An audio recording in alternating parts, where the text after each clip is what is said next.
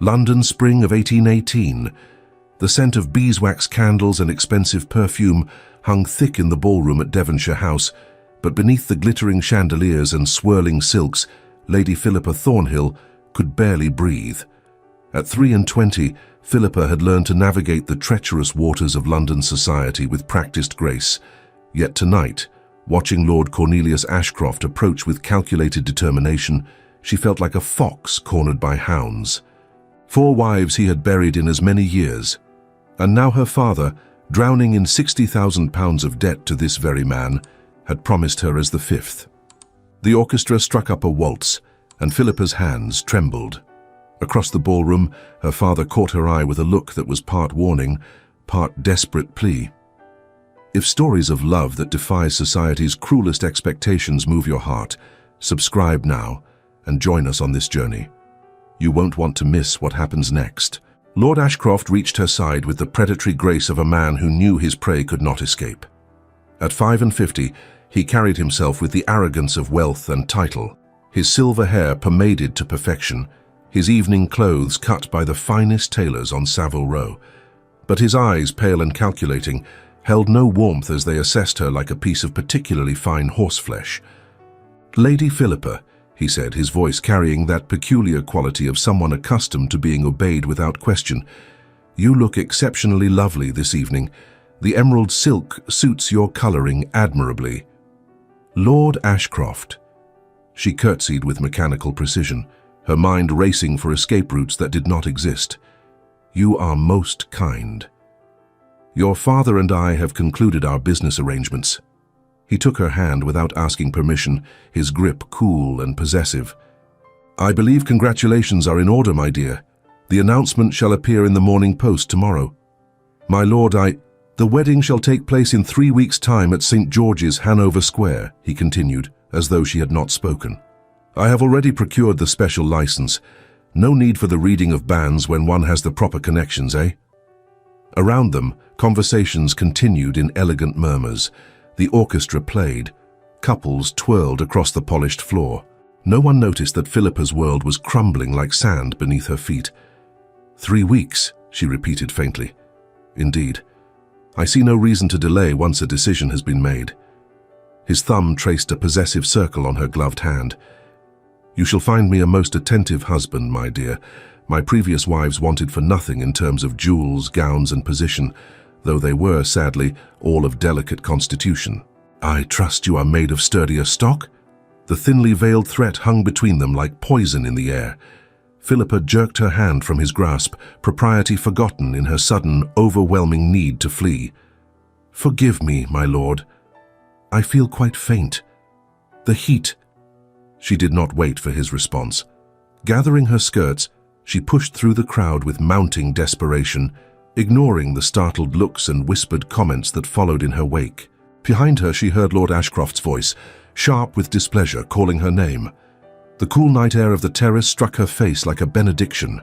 Philippa gripped the stone balustrade, gulping great breaths of air that tasted of freedom. Below her, Berkeley Square stretched dark and empty, lit by the flickering oil lanterns and the nascent glow of a few recently installed gas lamps near the thoroughfare, lights that tasted of coal fires and damp pavement. Running never solves anything, you know. Philippa whirled to find her younger brother Edward emerging from the shadows, his evening clothes rumpled, a glass of brandy dangling from his fingers. At 19, he had their father's height, but none of his hardness, his face still carrying traces of boyish softness despite his attempts at worldly sophistication. "You startled me," she said, pressing a hand to her racing heart. "Father sent me to fetch you back inside." Edward took a long drink, then made a face. "Ashcroft is furious. Half the ton witnessed your dramatic exit." "Let them witness," bitterness sharpened her voice. "Let them all see exactly what father has sold me for, £60,000 and the forgiveness of his gambling debts." Edward's expression crumpled.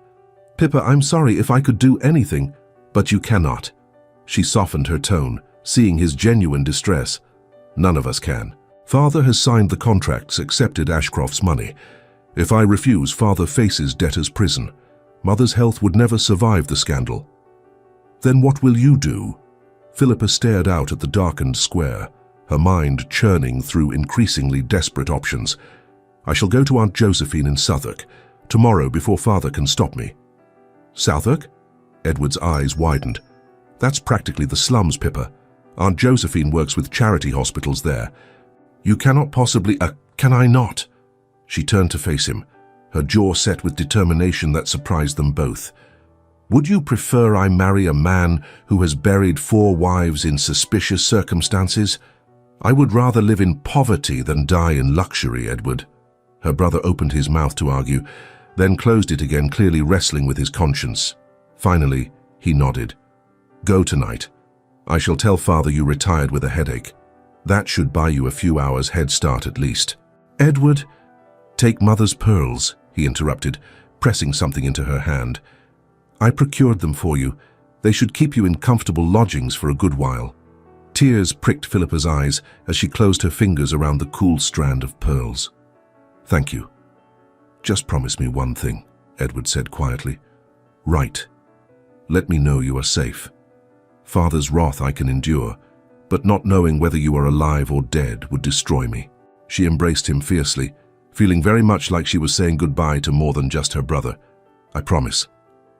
An hour later, dressed in her plainest traveling dress with her hair hidden beneath a simple bonnet, Philippa slipped from her father's townhouse on Grosvenor Square. She carried only a small valise containing a change of clothes, the pearls, and her mother's cherished, albeit well-read copy of Pride and Prejudice.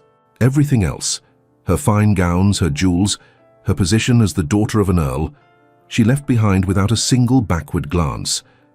The hackney cab rattled through increasingly narrow streets as they travelled south across the Thames. Fashionable Mayfair gave way to the commercial bustle of the city, then to the cramped, smoke-stained buildings of Southwark. Here the street smelled of the river and unwashed humanity, of coal fires and rotting vegetables and lives lived too close together in too little space. Aunt Josephine's lodgings occupied the top floor of a narrow house near St. Thomas's Hospital. The building leaned at an alarming angle, as though it might collapse into its neighbour at any moment.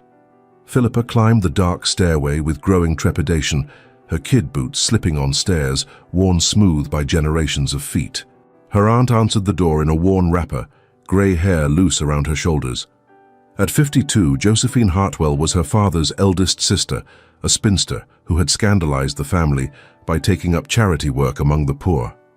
"Good Lord," Josephine's eyes widened. "Come in, child, quickly now." The small apartment was spotlessly clean but sparse. Books lined every available surface, medical texts mixed with novels and treatises on social reform. Philippa collapsed into the single chair, exhaustion overwhelming her now that she had reached safety. "Aunt Josephine, I need your help. Father has promised me to Lord Ashcroft. I will not marry that man." Her aunt's expression darkened. "Cornelius Ashcroft? The one whose wives keep dying?" "The very same." "Then you were wise to run." Josephine moved to the small stove, beginning to prepare tea with practiced efficiency. "Though your father will not take kindly to this defiance. The Earl of Thornhill is not a man who forgives easily." "I know." Philippa accepted the steaming cup gratefully, wrapping her cold hands around the warmth. "But I would rather face his anger than share Ashcroft's bed. There was something in his eyes tonight, Aunt Josephine, something cold and cruel and utterly void of human feeling. Men like Ashcroft see women as possessions, nothing more."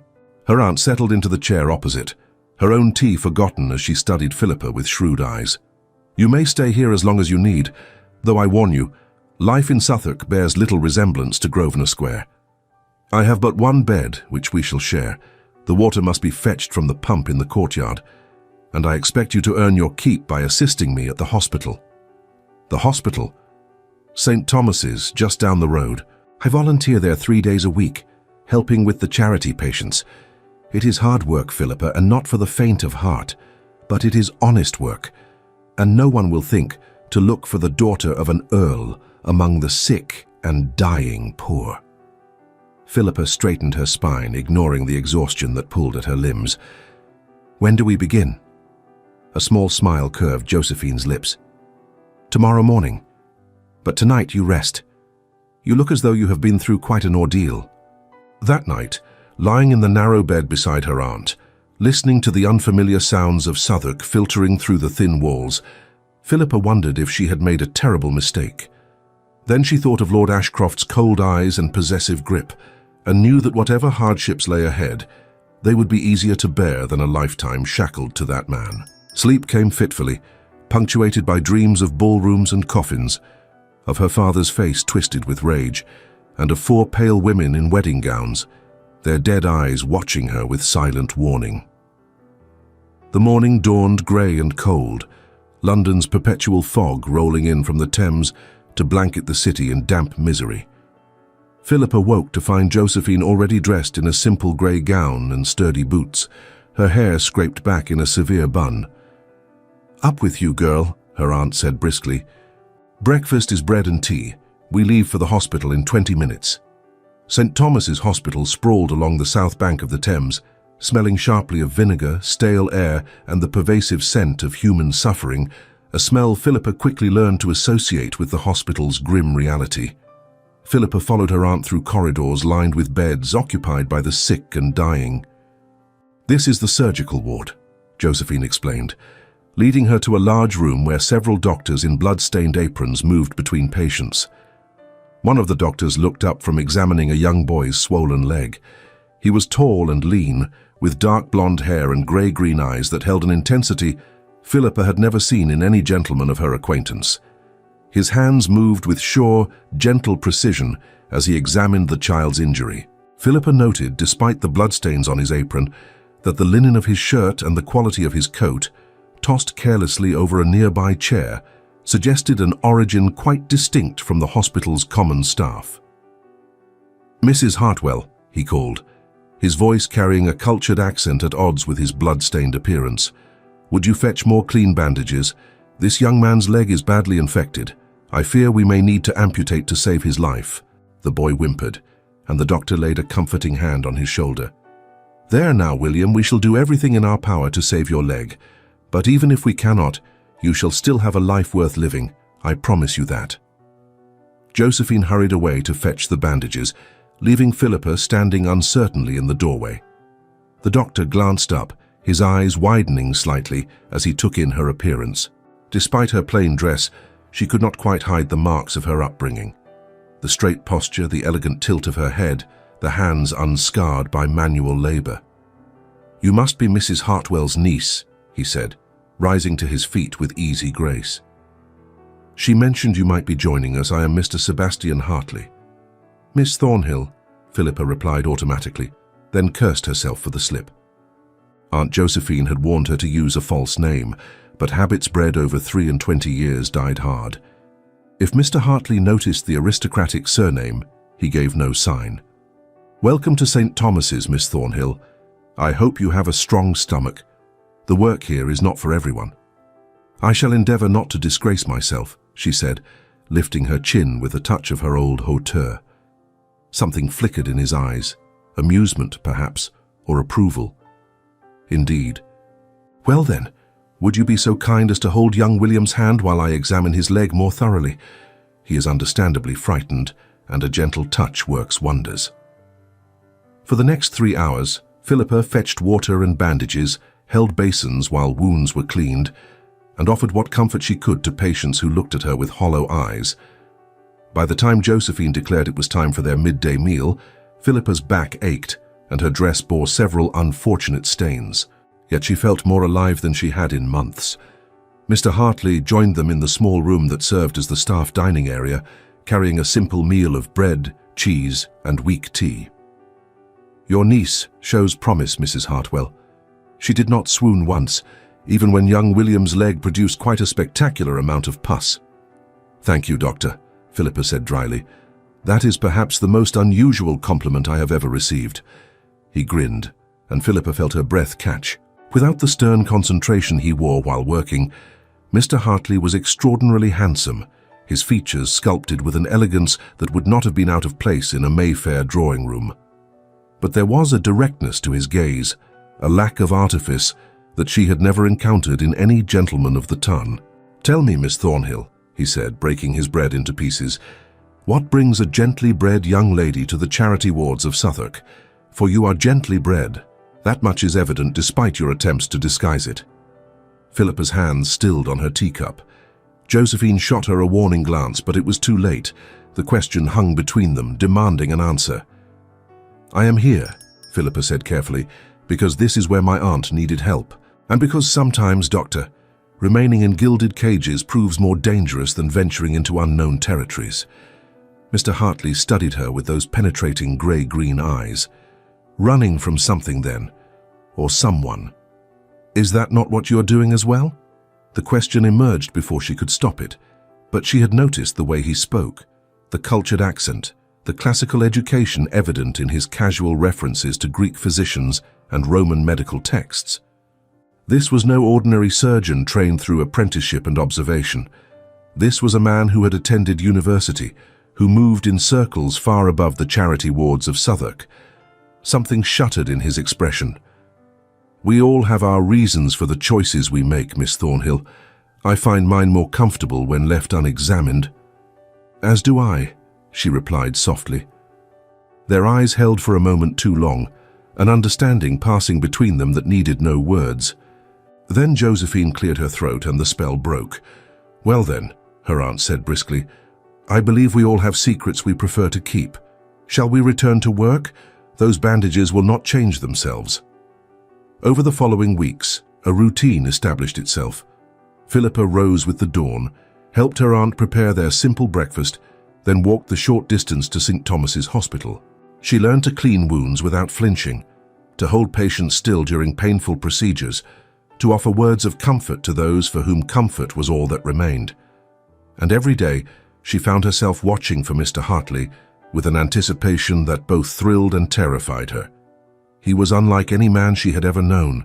Where the gentleman of the ton spoke in careful pleasantries and veiled insinuations, Sebastian, for so she had begun to think of him, spoke with brutal honesty. Where they valued fashion and position, he valued skill and compassion. Where they saw the poor as an unfortunate necessity to be ignored, he saw them as human beings, deserving of care and dignity. "You are staring again," Josephine murmured one afternoon as they prepared clean bandages in the supply room. Through the window, they could see Sebastian in the courtyard, deep in conversation with another physician. Philippa felt heat rise to her cheeks. "I was merely observing his technique. He has a remarkable way with patients." "Indeed. And I suppose it is merely his medical technique that causes your face to light up whenever he enters a room?" "Aunt Josephine," her aunt laughed, but then grew serious. "Be careful, child. Mr. Hartley is a good man, but he carries shadows of his own, and you are still promised to Lord Ashcroft, whether you ran from him or not. Your father will not simply accept your disappearance." "Father has not found me yet." "Yet," Josephine repeated meaningfully. "The Earl of Thornhill is a resourceful man when his interests are at stake, and you have cost him £60,000. He will not forgive that easily." Philippa knew her aunt spoke truth, but in the month since her arrival in Southwark, she had begun to believe that perhaps, just perhaps, she might escape Lord Ashcroft's reach entirely. Surely even her father would eventually accept that she was lost to him, that forcing her return would create a scandal far worse than simply acknowledging his debts and facing the consequences.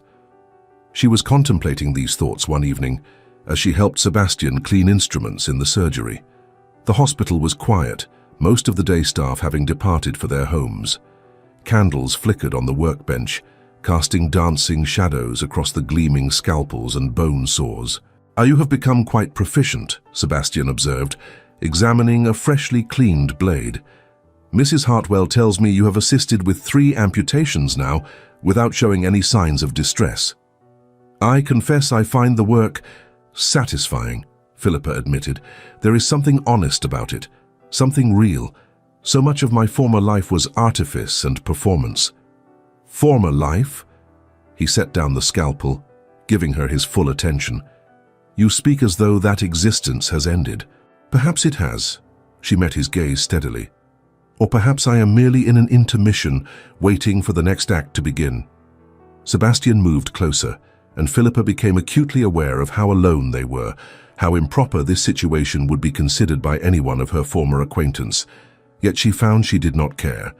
The rules that had governed her life for 23 years suddenly seemed absurd when measured against the simple truth of this moment.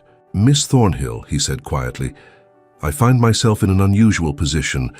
I am not a man given to flowery speeches or romantic declarations. My life has been dedicated to medicine, to healing, to work that leaves little room for personal entanglements." Her heart began to beat faster. "I understand, Mr. Hartley. Do you?" He took another step forward, close enough now that she could see the gold flecks in his grey-green eyes. "Because I am about to violate every principle of professional conduct I hold dear by confessing that over these past weeks, I have found myself thinking of you at the most inappropriate times. During surgery, while examining patients, in the middle of the night when sleep proves elusive." "Hartley," she managed, her voice barely a whisper, "I offer no grand house, Philippa." The formality had dropped entirely now, leaving only raw honesty between them. "Only the rooms above a surgery. You would leave silks for serviceable cotton, chandeliers for candlelight, and the security of your rank for the utter obscurity of my life. I am falling in love with you, and that is a reckless, selfish pursuit, because I have nothing but a life of honest work and my steadfast devotion to give you." Tears pricked Philippa's eyes. How strange that the first man to truly see her, to value her for herself, rather than her connections or dowry, believed himself inadequate. "What you offer is a life unchained, Sebastian. No gold is worth the price of a cage. I accept the simplicity if it means I keep my soul." His hand rose to cup her cheek, his surgeon's fingers gentle against her skin. "Then may I court you properly? With your aunt's permission, of course. I know this is all rather sudden." "Yes," she interrupted, laughing through her tears. "Yes to the courting, yes to—" The door burst open with a violence that sent them springing apart. Josephine stood in the doorway, her face pale with fear. "They have found you," she gasped. "Your father's men. They are at my lodgings now, demanding to know where you are. The landlady sent her boy to warn us." All the blood drained from Philippa's face. "But how does it matter?" Sebastian's voice had gone hard, his jaw set with determination. "They will search the hospital next. It is the logical place." "I could hide," Philippa began desperately. "Where?" Josephine shook her head. "St. Thomas's is too small, too open. They will find you within the hour." Sebastian gripped Philippa's shoulders, forcing her to meet his eyes. "There is one way. It is unorthodox and presumptuous, but if you trust me, anything," she said without hesitation. "Marry me tonight, now. Once you are legally my wife, your father cannot force you to honor a previous betrothal. Lord Ashcroft's claim will be void." Josephine drew in a sharp breath. "Mr. Hartley, that is the only solution that does not end with Miss Thornhill bound to a man who has buried 4 wives under suspicious circumstances," Sebastian finished grimly. "Forgive my bluntness, Mrs. Hartwell, but we have perhaps 30 minutes before Lord Thornhill's men arrive at this hospital. I can procure a special license. I know the bishop. We were at Cambridge together. He owes me a favor." Philippa's mind reeled.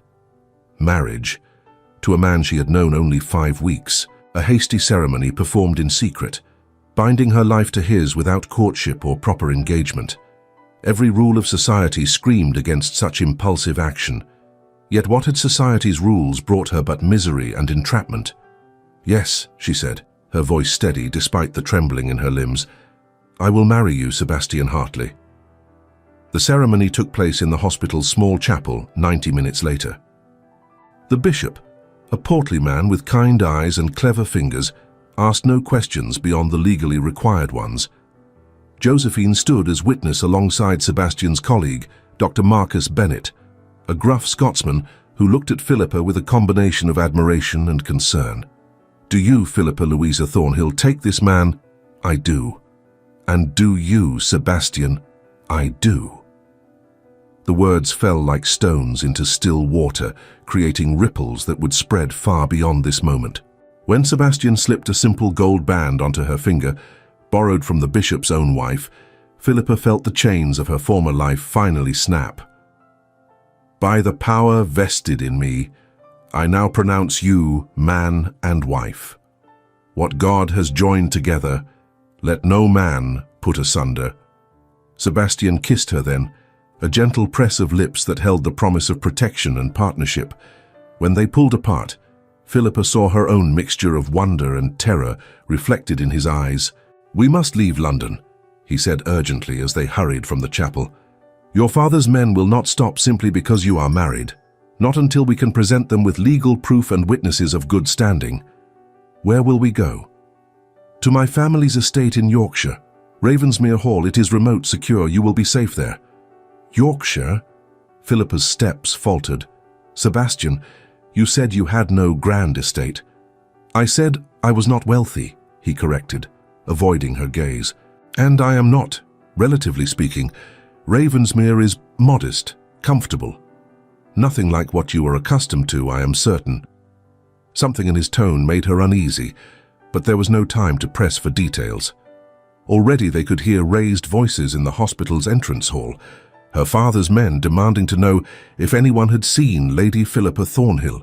They fled through the rear entrance like thieves in the night, Josephine pressing a small purse of coins into Philippa's hands with whispered blessings. A hired coach waited in the alley behind the hospital, arranged by Dr. Bennett with suspicious efficiency.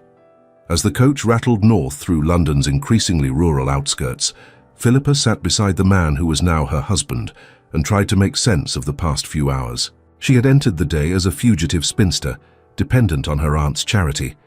She ended it as Mrs. Sebastian Hartley, bound to a man she barely knew, fleeing toward an uncertain future in the wilds of Yorkshire. "Are you frightened?" Sebastian asked quietly, his hand finding hers in the darkness of the coach. "Terrified," she admitted. "And yet, I do not regret it. Is that mad? If it is, then we are mad together." He raised her hand to his lips, pressing a kiss to her knuckles. "I know this is not what you imagined for yourself. A hasty marriage to a hospital physician with more principles than pounds. But I swear to you, Philippa, I will protect you, with my last breath if necessary."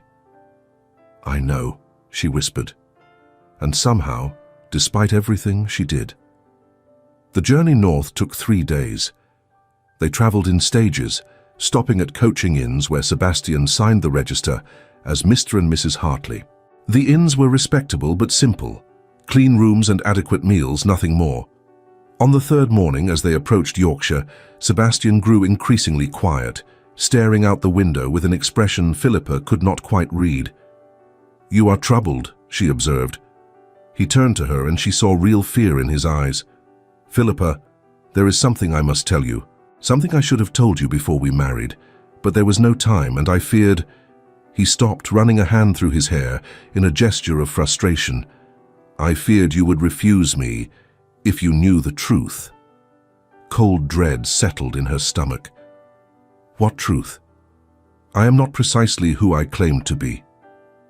Before he could elaborate, the coach crested a hill and Philippa's breath caught in her throat. In the valley below sprawled an enormous estate. Grey stone walls rose 3 stories high, punctuated by towers and turrets that spoke of medieval origins. The grounds stretched as far as the eye could see, encompassing formal gardens, parkland, and 3 separate lakes. "What is that?" Philippa asked faintly. Sebastian closed his eyes briefly as though gathering courage. "That is Ravensmere Hall, my family's estate." "Your family's—" She turned to stare at him, comprehension dawning with the force of a physical blow. "Sebastian, exactly how modest is your family?" "My father was the 4th Marquess of Ravensmere," he said in a rush. "He died 6 years ago, which makes me the 5th Marquess. I left for London shortly after his death and have been living under my own name, my family name, mind you, not a false one, working as a physician because I could not—" The coach rolled to a stop at the base of the hill. Through the window, Philippa could see a small army of servants streaming from the house, all in immaculate livery bearing a crest she now recognized as Sebastian's family arms. "You are a Marquess," she said slowly, testing the words.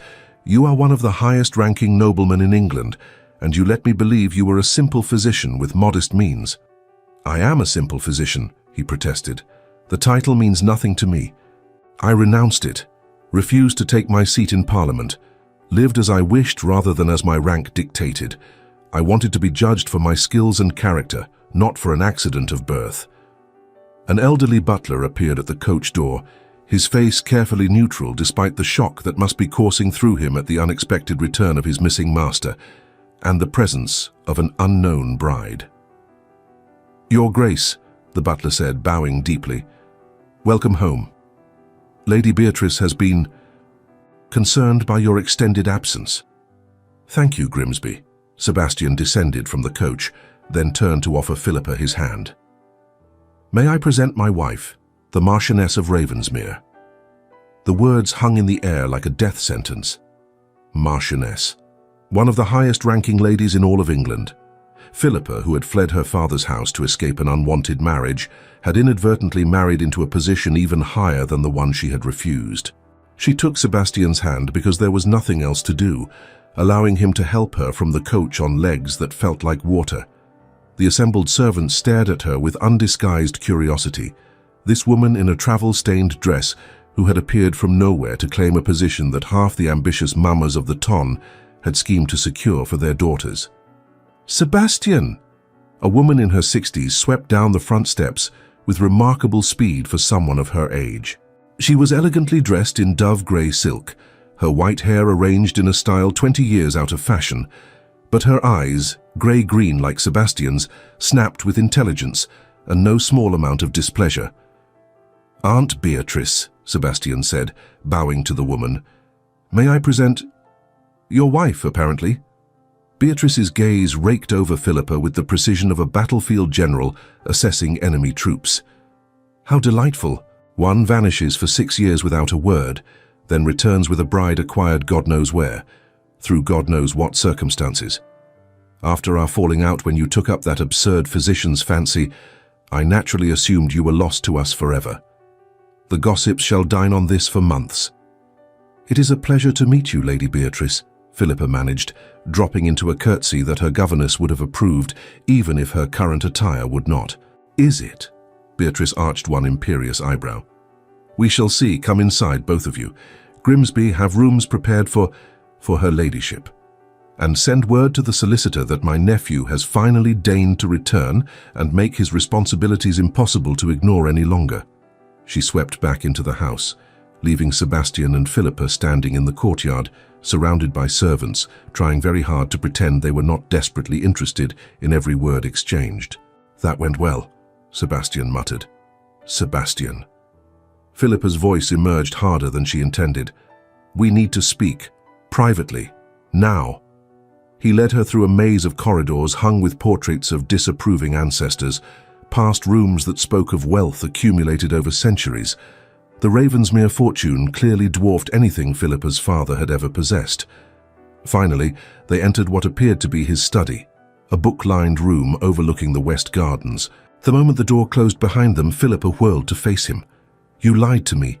"I did not lie. You allowed me to believe you were a physician of modest means." Her voice shook with fury and something dangerously close to tears. "You let me think we would struggle together, building a simple life. You made me fall in love with a man who existed only in my imagination." "That man does exist," Sebastian insisted, reaching for her. "The title, the estate, the wealth, those are burdens I never wanted. What I told you about myself was true. I'm a physician. I care more about healing the sick than managing properties or attending Parliament. I simply neglected to mention the circumstances of my birth." "Neglected?" Philippa laughed bitterly. "You are a Marquess, Sebastian. That is not a detail one neglects to mention. It is rather like neglecting to mention that one has wings or can breathe underwater. Would you have married me if you had known?" The question emerged raw and desperate. "If I had told you in that hospital chapel that you would become the Marchioness of Ravensmere, with all the duties and scrutiny and expectations that entails, would you have said yes?" Philippa opened her mouth to answer, then closed it again. The honest answer was that she did not know. She had been running from exactly this sort of life, the suffocating expectations, the loss of autonomy, the reduction of her entire existence to a title and position. "I thought not," Sebastian said quietly when she remained silent. "And that is why I did not tell you. Because I wanted you to choose me, Sebastian Hartley, the man, not the Marquess of Ravensmere with his fortune and rank. I wanted to be loved for myself just once in my life, rather than for what I could provide." "That is a luxury afforded only to those with wealth," Philippa shot back. "Do you think the patients at St. Thomas's have the privilege of choosing love over security? Do you think my own father had that choice when he was drowning in £60,000 of debt?" "Your father made his choices long before debt forced his hand," Sebastian replied, his voice hardening. "He chose gaming hells over fiscal responsibility. He chose to stake his daughter's happiness on the turn of a card. Do not ask me to pity him." "I am not asking for your pity." Philippa's frustration boiled over. "I am asking for honesty. Partnership requires truth, Sebastian, not secrets and half-revelations designed to manipulate." "Is that what you think?" He strode toward her, his expression fierce. "That I manipulated you into marriage? You needed protection from a man who has buried 4 wives. I offered you that protection, knowing full well that revealing my title would only complicate an already desperate situation. Was that manipulation, or was it pragmatism?" "It was both," she said tiredly, the anger draining from her as quickly as it had come. "And that is what makes it so difficult to know how I should feel about any of this." They stood facing each other in the fading afternoon light, 2 people bound together by circumstance and desperation, by genuine affection and monumental deception. The silence stretched between them, heavy with unspoken questions and uncertain futures. Finally, Sebastian spoke. "I will not force you to remain here if you truly wish to leave. Our marriage was hasty and born of necessity. If you want an annulment—" "And go where?" Philippa interrupted. "Back to my father. To Lord Ashcroft. Sebastian, you may have deceived me about your circumstances, but you were right about one thing. I needed protection. I still need protection. Lord Ashcroft will not simply accept that I married another man.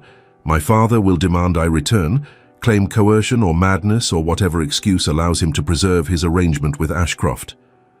"They cannot force an annulment if the marriage has been consummated," Sebastian said carefully. Heat flooded Philippa's cheeks. In the chaos of their flight and the shock of arriving at Ravensmere, she had not fully considered that aspect of their marriage. They were legally wed, but had not yet. "I am not suggesting we rush into intimacy," Sebastian added quickly, reading her expression. "Only that we consider our options pragmatically. If you wish to remain married to me, if you believe we might build something real despite this unfortunate beginning, then we can present a united front to your father and Ashcroft. But if you cannot forgive my deception, if the thought of living as my wife fills you with revulsion, then I will help you find another solution." Philippa moved to the window, staring out at the manicured gardens that stretched toward the distant moors. Somewhere out there, her father was likely planning his next move. Lord Ashcroft was calculating how to reclaim his promised bride, and here she stood, accidentally married to a Marquess, who genuinely seemed to care for her, in a home that made her father's townhouse look like a gamekeeper's cottage. "Tell me why you left," she said without turning around. "Why you abandoned this—" she gestured at the opulent room, "to work in a charity hospital in Suffolk. Make me understand." Sebastian came to stand beside her, close enough that she could feel his warmth, but not so close as to crowd her. "My father was a tyrant," he said quietly. "Brilliant, successful, utterly convinced that rank and position were the only measures of a man's worth. He intended for me to follow in his footsteps, take my seat in Parliament, manage the estates with ruthless efficiency, marry some suitable heiress to produce heirs, and never question the natural order that placed us at the top of society's hierarchy. And you disagreed. I wanted to heal people." His voice carried a thread of old pain. "From the time I was a boy, I was fascinated by medicine, by the human body, by the ways we could alleviate suffering. But father saw physicians as tradesmen, beneath the dignity of a Marquess. He considered the healing arts merely one step above a common trade, a profession suitable for second sons or the impoverished, never for a Marquess with a duty to the crown and to his own social standing. He forbade me from pursuing it. Yet you did. I attended Cambridge and studied medicine in secret, under my mother's maiden name. Father discovered it eventually, of course. We had a terrible row. He threatened to disinherit me, but he could not. The title and estates are entailed. So instead he told me I could pursue my physician's fancy as an officer in the Army Medical Department. Noble service, you see, saving officers and gentlemen rather than common soldiers. Acceptable for a second son, perhaps, but hardly appropriate for an heir. But you did not join the army. I tried, but Father died unexpectedly. His heart, the physicians said, before I could complete my commission. And suddenly I was the 5th Marquess, with estates and tenants and responsibilities I had never wanted. So I ran. I took my mother's maiden name, Hartley, and went to London to work in the charity hospitals as I had always dreamed. For 6 years, I have been free. And now I am here with a wife with responsibilities I can no longer ignore. Because as much as I despise the trappings of rank, I cannot in good conscience continue to neglect the hundreds of people who depend on this estate for their livelihoods. Philippa absorbed this, understanding more than she wanted to. They were not so different, she and Sebastian. Both had run from lives mapped out by others. Both had sought freedom in anonymity, and both had found themselves drawn back into the world they had tried to escape. I cannot forgive you immediately, she said finally, but I can try to understand, and I can admit that despite your deception, I still care for the man I came to know in that hospital, the man who treats the poor with the same respect he would show a duke, the man who uses his surgeon's hands to ease suffering rather than to accumulate wealth. Sebastian released a breath he seemed to have been holding. That is more than I deserve. Yes, it is. She turned to face him fully. So here is what we shall do. You will give me time to adjust to this new reality. You will be honest with me about everything. Your past, your responsibilities, your expectations of me as your wife. And in return, I will do my best to fulfill the role I apparently agreed to when I said I do in that chapel. And if your father comes demanding an annulment, then we present a united front.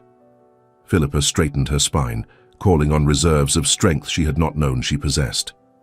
I may have accidentally married a Marquess, but I did so of my own free will. Lord Ashcroft has no claim on me, and my father... Her voice hardened. My father lost the right to dictate my future when he tried to sell me to a monster. Sebastian's expression softened. He reached out slowly, giving her time to pull away, and took her hand in his. You are extraordinary, do you know that? Most women would be in hysterics after discovering they had accidentally married into one of the highest-ranking families in England. Oh, I shall likely have hysterics later, Philippa assured him. But for now, I prefer pragmatism. After all, I have already fled one unwanted marriage, learned to clean suppurating wounds without fainting, and married a complete stranger in a hospital chapel. Becoming a marchioness seems almost anticlimactic by comparison. He laughed, a genuine sound of relief and affection. May I kiss my wife? Philippa considered this. Despite her anger and confusion, she found she wanted him to. You may. This kiss was different from the brief press of lips in the chapel. This kiss held promise and apology, desire and regret, hope and uncertainty all tangled together. When they finally pulled apart, Philippa was breathless. We shall make the best of this strange situation, she declared. Together. Together, Sebastian agreed. A sharp knock interrupted what might have been another kiss. Grimsby's voice came through the door with practiced neutrality. Your Grace, forgive the intrusion, but the Earl of Thornhill and Lord Ashcroft have arrived at the gates demanding entrance. Lady Beatrice thought you should be informed immediately. Philippa's blood ran cold. They found us. Of course they did. Sebastian's jaw set with determination.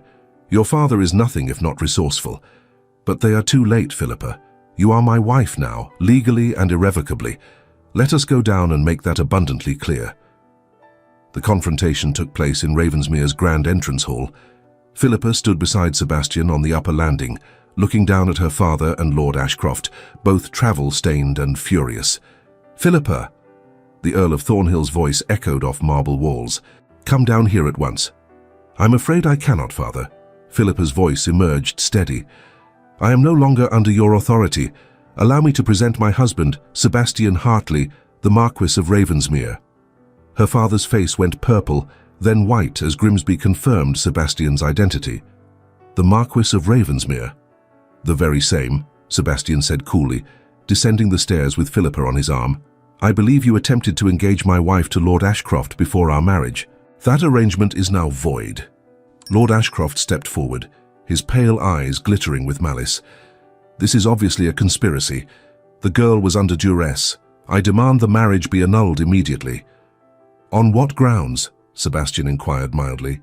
My wife entered into our union willingly, with proper witnesses and clerical authority. The marriage has been registered with all appropriate authorities. There are no grounds whatsoever for annulment. She was promised to me. Ashcroft's veneer of civility cracked. Her father accepted £60,000 for her hand. I have legal contracts, which were signed before her marriage to another man.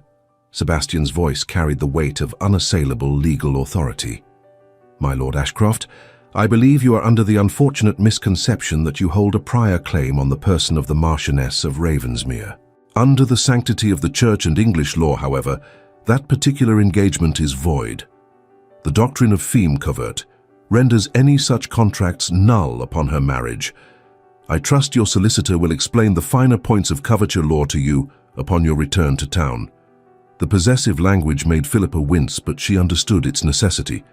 This was the language these men understood: property rights and legal ownership. Any appeal to affection or personal choice would fall on deaf ears. Her father seemed to recover some of his composure. Philippa, be reasonable. You have known this man barely a month. You cannot possibly— I have known Lord Ashcroft even less, yet you had no qualms about binding me to him for life. Philippa kept her voice level through sheer force of will. At least I chose my own husband. You chose poverty and obscurity, her father shouted. I was trying to secure your future. You were securing your gambling debts, Philippa interrupted coldly. Do not pretend this was ever about my welfare. You sold me to the highest bidder without any regard for my safety or happiness. How dare you speak to me thus? I dare because I am no longer your dependent daughter, but the Marchioness of Ravensmere. The title still felt strange on her tongue, but she wielded it like a weapon. And you, father, are a guest in my home, a guest who is perilously close to wearing out his welcome. Sebastian placed a warning hand on her arm, then addressed both men with Arctic courtesy. Gentlemen, I believe this matter is concluded. Lady Philippa is now my wife and under my protection. As for your debt, Lord Thornhill, I am prepared to pay the £60,000 you owe Lord Ashcroft, plus an additional £10,000 in compensation for his disappointment. That seems more than generous under the circumstances. Lord Ashcroft's face contorted with rage. You think you can simply buy— I am not buying anything, Sebastian cut him off. I am resolving a debt that is preventing an amicable end to this unfortunate situation. Take the money, Lord Ashcroft. You will find no other resolution that leaves you in such a favorable position. The two older men exchanged glances. Philippa could see the calculations running behind their eyes, the loss of their scheme versus the substantial sum Sebastian offered, the scandal of fighting a Marquess versus the pragmatic benefits of accepting his terms. 75,000, Lord Ashcroft said finally, plus your written assurance that you will not pursue legal action regarding the broken contract. Done. Sebastian's voice held contempt, barely concealed behind courtesy. My solicitor will draw up the appropriate documents. Now, unless there is other business to discuss, I believe we all have matters requiring our attention. It was a dismissal, clear and absolute. The Earl of Thornhill opened his mouth as if to protest, then seemed to think better of it. He had come hoping to reclaim his daughter and salvage his arrangement with Ashcroft. Instead, he was leaving with a fortune and an alliance, however tenuous, with one of England's most powerful families. It was not what he had wanted, but it was far from a complete loss. Very well, he said stiffly, but Philippa— Lady Ravensmere, she corrected, surprising herself with the steel in her voice. Her father's expression flickered with something that might have been regret, or might simply have been calculation. Lady Ravensmere, then, I trust you know what you are doing. For the first time in my life, father, I believe I do. After they departed, Philippa found her legs would no longer support her. Sebastian caught her as she swayed, guiding her to a bench in the entrance hall. "That was intense," she managed. "You were magnificent." He crouched before her, taking her cold hands in his warm ones. "The way you stood up to your father, I have never seen anything like it." "I was terrified."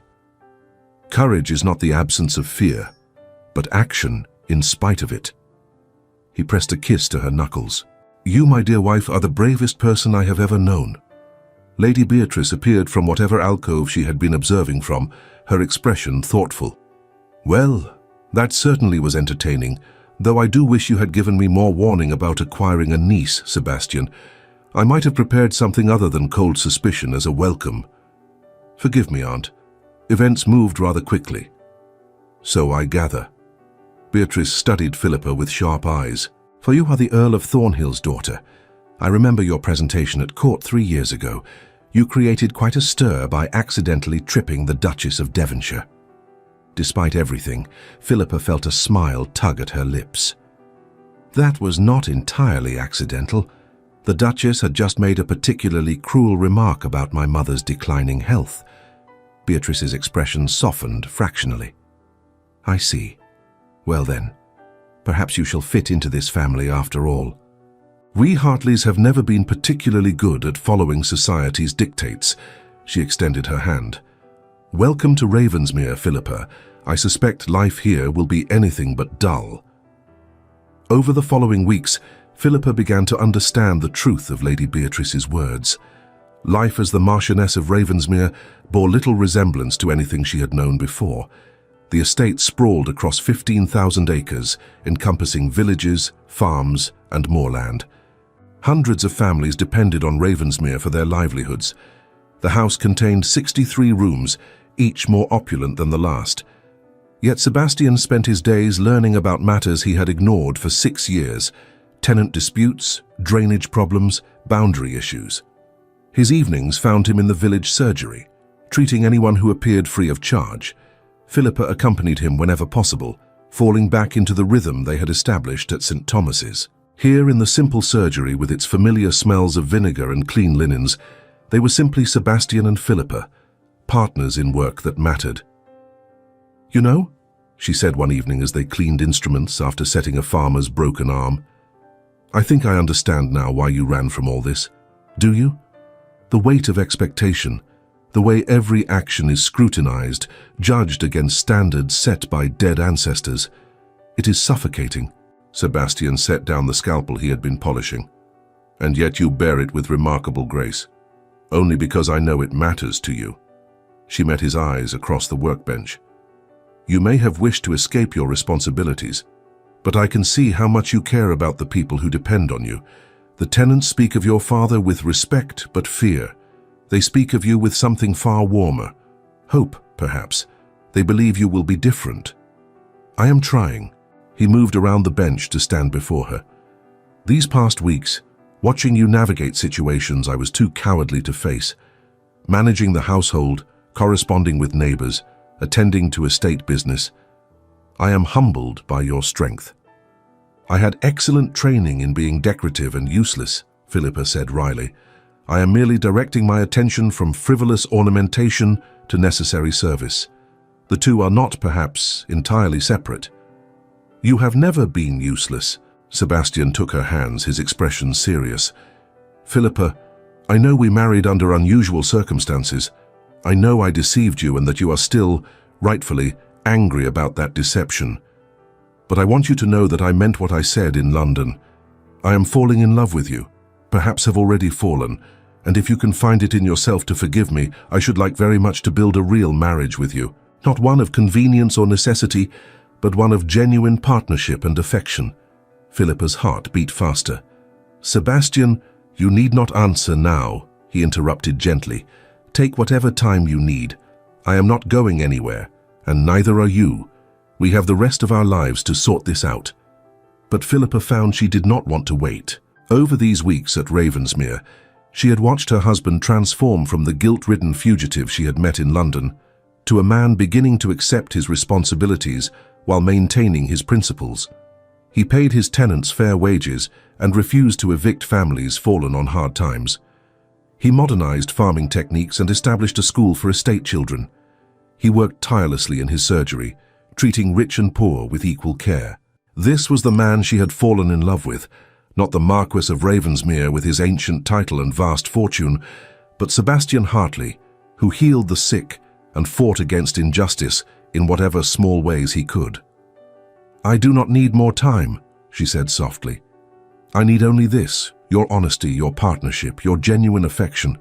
Everything else we can navigate together." Sebastian's expression transformed with joy and relief. "Together," he agreed, pulling her into an embrace that felt like coming home. They were interrupted, as they perpetually seemed to be at crucial moments, by Lady Beatrice clearing her throat in the doorway. But this time, Philippa noticed, her husband's aunt was smiling. "Forgive the intrusion, but there is a matter requiring your attention. It seems the Duke and Duchess of Devonshire have arrived unexpectedly, along with half the local gentry. Word of your marriage has spread, and they are all desperately curious to meet the new Marchioness." Philippa groaned. "Must we?" "I am afraid we must," Sebastian said, though he looked no more enthusiastic than she felt. "Society's obligations come with the title, much as I wish otherwise." "Then let us face them together," Philippa declared, taking his arm. "After all, I already tripped the Duchess once. How much worse could a second encounter be?" The dinner that followed proved less daunting than Philippa had feared. The local gentry were curious but kind, more interested in gossip than judgment. If they found it peculiar that the new Marchioness had married so hastily, well, the Hartleys had always been eccentric. As the weeks turned to months, Philippa and Sebastian fell into a rhythm that suited them both. They managed the estate together, worked side by side in the surgery, and slowly built the intimacy that had been missing from their hasty marriage. No dramatic declarations marked this progression, only small moments of trust and affection, of choosing each other again and again. 6 months after their arrival at Ravensmere, Philippa stood in the same study where she had confronted Sebastian about his deception. Outside, winter was settling over Yorkshire, painting the moors white and driving the estate workers to their hearths. Inside, a fire crackled in the grate, casting dancing shadows on walls lined with medical texts and estate ledgers. Sebastian found her there, drawn as always to wherever she happened to be. "Deep thoughts?" "I was remembering the day we arrived," she admitted. "How furious I was, how betrayed I felt. And now?"